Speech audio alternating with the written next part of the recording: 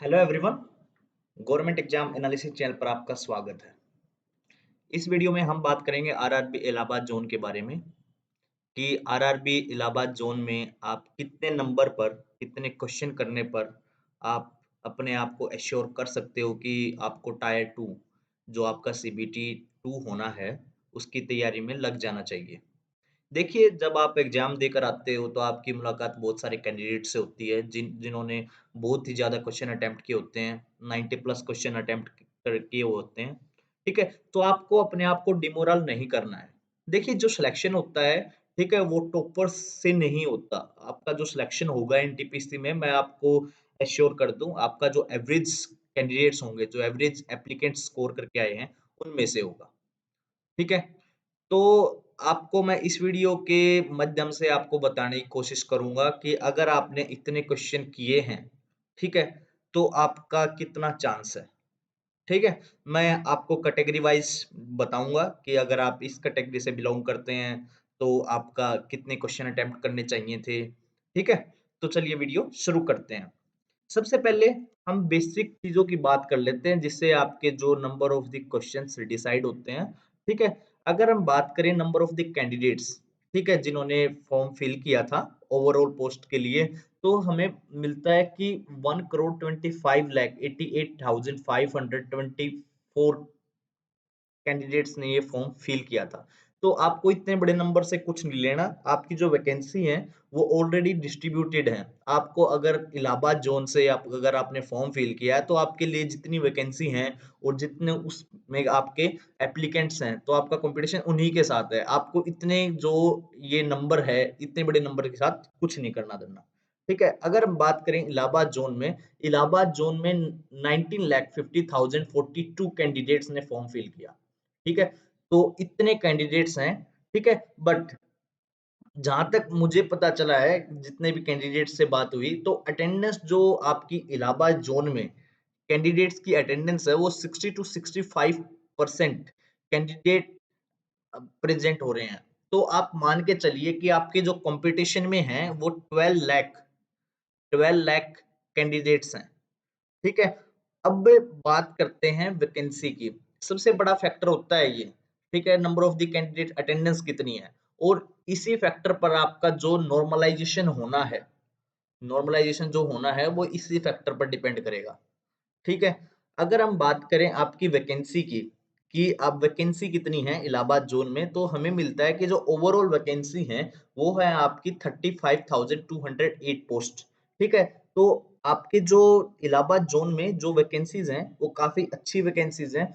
4,099 post के लिए ये रिक्रूटमेंट हो रहा है आपका, ठीक है? तो आप मान के चलिए कि आपका जो नंबर ऑफ द कैंडिडेट्स होंगे, जो अभी आपका एग्ज़ाम हुआ है, उसमें आपके 82,000 कैंडिडेट्स को पास किया जाएगा, ठीक है? हर कैंडिडेट 90 प्लस वाला नहीं होगा कि 90 प्लस वाला ही कैंडिडेट पास किया जा रहा है, ठीक है?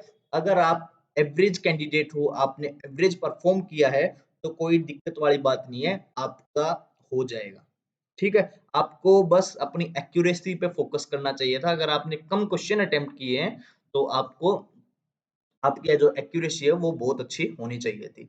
अब हम बात करते हैं प्रीवियस ईयर का जो ट्रेंड रहा है एनटीपीसी का, उससे एक पता चल जाता है कि कितना क्या डिफरेंस हो रहा है कैटेगरी के उसमें, ठीक है? अगर हम प्रीवियस ईयर की बात करें जो कि आपका एनटीपीसी 2016 था, उसकी बात करें तो हमें मिलता है जो आपकी इलाहाबाद जोन में टोटल वैकेंसीज थी, आपको दिख रही होंगी यहाँ पे 2864 वैकेंसी, ठीक है? जिसमें यूआर के लिए जो एलोकेटेड थी, वो थी आपकी 1488 वैकेंसी जिस पे आपकी जो कट ऑफ लगी थी, ठीक है? सीबीटी 1 के लिए आपकी 77.49 कट ऑफ लगी थी, ठीक है? 77.49 की एक नॉर्मलाइज्ड कट ऑफ है, ठीक है? ये है आपकी कट ऑफ, ठीक है? ओबीसी की बात करूँ मैं जिसमें आपकी 633 वैकेंसीज एलोकेटेड थी, उस पे आपकी 70.47 कट ऑफ लगी थी, जो कि आपका एक क्वालीफाइंग है, टायर 1 आपका क्वालीफाइंग है, ठीक है? एससी की बात करूँ जिस पे आपकी 437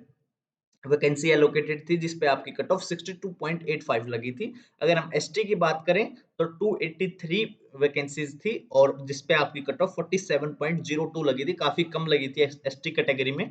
ठीक है, अब हम बात करते हैं आपके इस बार की। देखिए, जो मैं आपको बताऊंगा कि आपने क्वेश्चंस के बेसिस पे बताऊंगा, ठीक है, क्योंकि जो आपका नॉर्मलाइजेशन होना है, ठीक है, इतना वेरिएशन है शिफ्ट्स में, इतनी मल्टीपल शिफ्ट कंडक्ट कराई गई हैं, तो ये अनुमान लगाना कि किस शिफ्ट में कितना नॉर्मलाइजेशन होगा, तो उस पे थोड़ा सा डिफिकल्टी है। बट आप क्वेश्चंस को देखोगे कि ये इतने क्वेश्चंस आपने किए हैं, एक्यूरेसी के साथ किए हैं, तो आपको एक अंदाजा लग जाएगा कि आपका टायर 2 में होगा या नहीं होगा, तो उस पे बात करेंगे।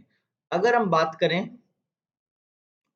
यूआर के लिए, जिसमें आपकी जो वैकेंसीज है वो 4099 वैकेंसीज हैं, जिसमें अगर यूआर की बात करें जिसपे आपकी 1642 वैकेंसीज हैं, अगर आपने 74 टू 78 अटेम्प्ट किया है तो आपका अच्छा अटेम्प्ट है, कोई टेंशन वाली बात नहीं है। बट अटेम्प्ट करना ही सब कुछ नहीं होता, इसमें आपकी एक्यूरेसी बहुत मैटर करती है, आपकी जो एक्यूरेसी है वो बहुत अच्छी होनी चाहिए। ठीक है, आपकी मैं एक्सपेक्ट करता हूँ 90 प्लस एक्यूरेसी होनी चाहिए अगर आपने 74 टू 78 क्वेश्चन अटेम्प्ट किए हैं। अगर मैं शॉर्ट शॉर्ट की बात करूँ, बहुत अच्छा अटेम्प्ट, तो अगर आपसे 79 प्लस अटेम्प्ट किया है तो आपका बहुत अच्छा अटेम्प्टेशन है। ठीक है, अगर मैं ऐसे ही ओबीसी कैटेगरी की बात करूँ, ओबीसी कैटेगरी में जिसमें वैकेंसी काफी अच्छी है, 1057 वैकेंसी है, अगर आपने 69 टू 72 क्वेश्चन अटेम्प्ट किया है तो आपका अच्छा टेम्पटेशन है। अगर आपने 73 प्लस क्वेश्चन अटेम्प्ट्स किए हैं, ठीक है, तो आपका श्योर शॉट है। अगर मैं ईडब्ल्यूएस कैटेगरी की बात करूं, देखिए जो ईडब्ल्यूएस का ट्रेंड देखा गया है वो काफी एससी और एसटी के कंपैरिजन में है। मैं ओबीसी भी नहीं बोलूंगा, क्योंकि जिस टाइम ईडब्ल्यूएस का फॉर्म इस टाइम पे एनटीपीसी का फॉर्म फिल हुआ, उस टाइम पे ईडब्ल्यूएस बिल्कुल नया था और लोग इससे बिल्कुल भी इंट्रोड्यूस नहीं थे। ठीक है, तो इसके लिए क्या क्राइटेरिया है, कैसे क्या सर्टिफिकेट बनना है, तो काफी लोगों ने यूआर से ही फॉर्म को फिल किया है।